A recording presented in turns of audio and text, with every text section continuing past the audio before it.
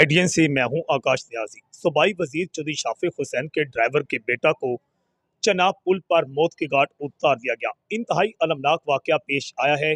सूबाई वजीर चौधरी शाफिक हुसैन के ड्राइवर तारक के बेटा जो है जवान साला बेटा उमैर तारक मोटरसाइकिल पर लाहौर से गुजरात आ रहा था कि वजीराबाद के इलाका में चनाब पुल के करीब मुसल्ला मोटरसाइकिल सवारों ने उसे फायरिंग करके मौत के घाट उतारा और मौका से फरार हो गए।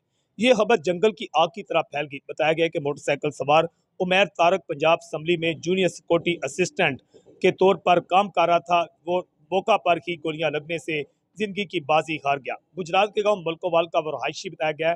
थाना सदर वजीराबाद के इलाका बेले जीटी रोड के करीब दरिया चनाब पर यह फायरिंग का वाकया पेश आया था। इतला पर पुलिस मौका पर पहुंची। वजीराबाद पुलिस का कहना है कि यह खूनी डकैती का वाकया नहीं है, जबकि अहले खाना का कहना है कि हमारी किसी के साथ कोई दुश्मनी नहीं है। बताया गया कि उमैर तारक जो है 28 अगस्त को इसकी शादी होनी थी। शादी से चंद रोज कबल ही उसे मौत के घाट उतार दिया गया। एडीएन से मैं हूं आकाश न्याज।